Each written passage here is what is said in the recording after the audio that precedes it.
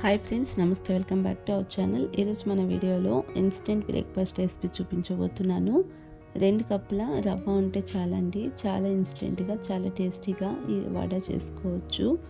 పిల్లల lunch బాక్స్కైనా, evening స్నాక్స్కైనా, morning బ్రేక్ఫాస్ట్కైనా ఈ recipe చాలా సింపుల్గా చేసుకోవచ్చు. చాలా టేస్టీగా ఉంటుంది. అందుకోసం ముందుగా స్టవ్ పైన ఫ్యాన్ పెట్టుకుని 4 కప్పుల వాటర్ని వేసుకుంటున్నాను. 2 కప్స్ రవ్వకి 4 కప్పుల వాటర్ని వేసుకోవాలి.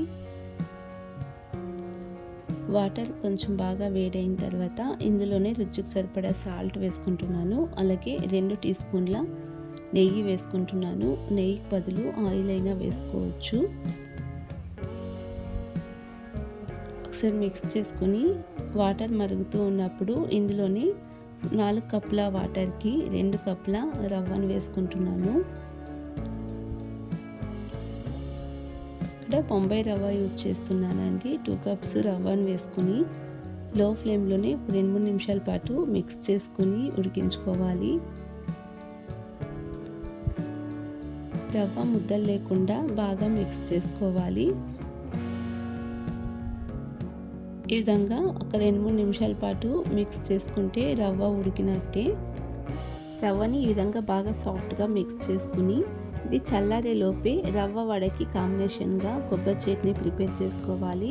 అందుకోసం ముందుగా ఇక్కడ ఒక మిక్సీ జార్ తీసుకుని ఇందులోనే 1 కప్పు కొబ్బరి తురుము వేసుకుంటున్నాను.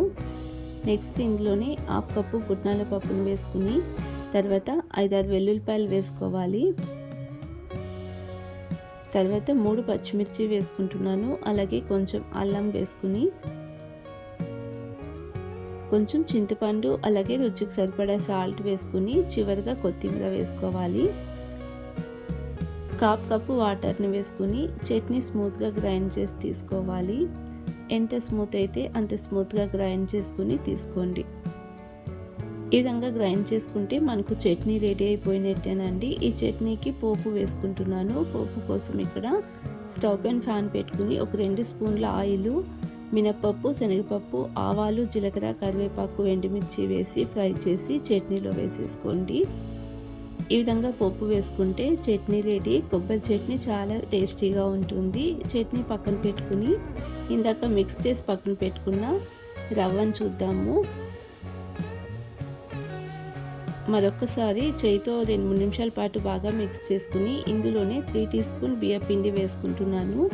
బియ్యపిండి వేసుకోవడం వలన వడల పైన క్రిస్పీగా, లోపల సాఫ్ట్గా చాలా టేస్టీగా ఉంటాయండి.